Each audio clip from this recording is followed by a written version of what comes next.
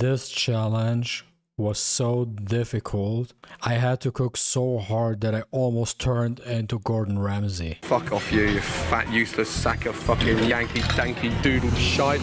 Fuck off.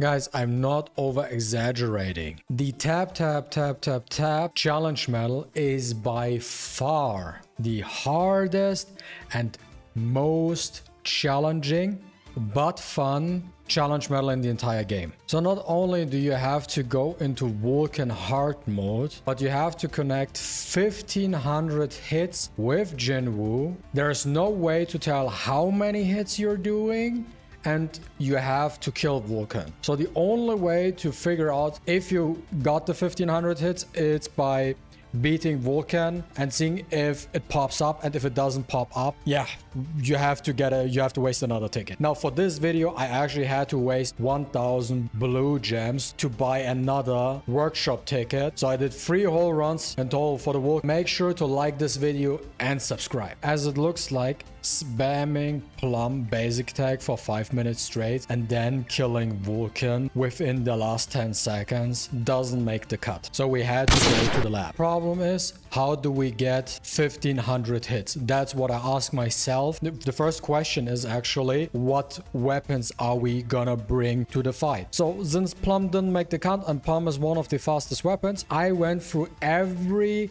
single weapon and looked through their basic attack animations just to see what works and what not. Now the first weapon of choice I decided to bring to the Vulcan fight was Scotty. While Scotty has a decent basic attack animation, Scotty also has very fast multi-hit weapon skill, plus you have a freeze to slow down Vulcan for a second. Now for the second weapon I opted for, because it's all about getting as many hits as possible, right, without wasting too much time, was Demon King Longsword. Demon King Longsword, just because of the weapon skill, when you use that skill you get these lightnings. They last for 10 seconds and do a lot of things. So for the weapon skill, the strategy was to use the Demon King Longsword just to get the lightnings, and then switch to Scotty to follow up with that weapon skill, and then you hit the basic attacks. Now after figuring out our weapons of choice, the next thing is, what kind of skills do we bring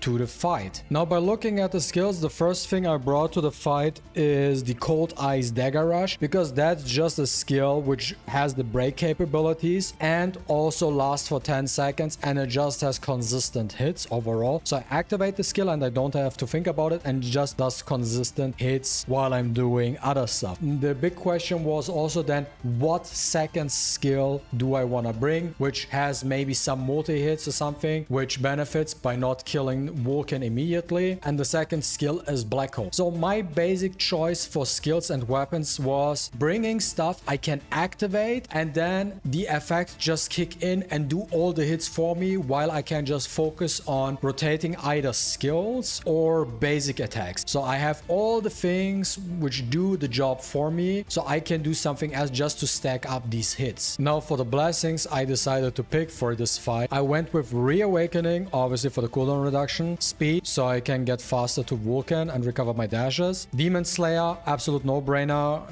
was necessary for the extra mana because of the skills you're gonna use. And Swiftness, no damaging skills because Vulcan otherwise dies too fast, and this is also the next thing we'll talk about, and that's Jinwoo's build. I removed everything from my attack and I put everything into intelligence. I wanted the hardest cooldown reduction I can possibly get. Well, it seems like the best way to get cooldown reduction is also to combine it with a Viridescent set to get a even further cooldown reduction on your skills. At the end of the day, I used that specific build and fine-tuned it even further and had to optimize certain things because I wanted to make sure that Vulcan stays alive as long as possible, because at the end of the day I'm trying to run down the clock as much as I can, getting to the lowest time possible while also killing him to make sure I'm getting these 1500 hits. So ultimately the build for Jinwoo looked like this: full over this and said 3 pieces of curse because I just removed it because I had too much attack. I also removed the mind core because that just to remove the extra attack. The final look of Jinwoo, the QTs by the way do not matter, and the ult does also not matter, but I tried to decrease the attack, so I was at 23,800 attack, and his stats where he was max and crit 175, so fairly standard, actually a little bit maybe too high even for Vulcan, but that is the entire stat line for Jinwoo. Now I will leave you with the footage, with the guide itself, so you can watch it in its entire format and see how this build works, and I will be back in a minute.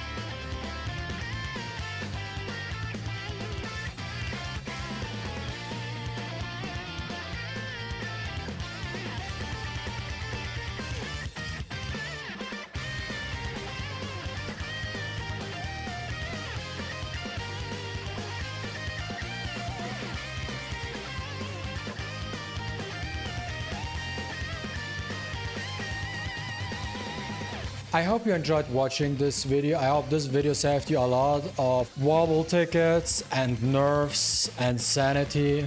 So if you enjoyed watching this video, don't forget to leave a like and a comment down below. I really appreciate it, and see you with the next one.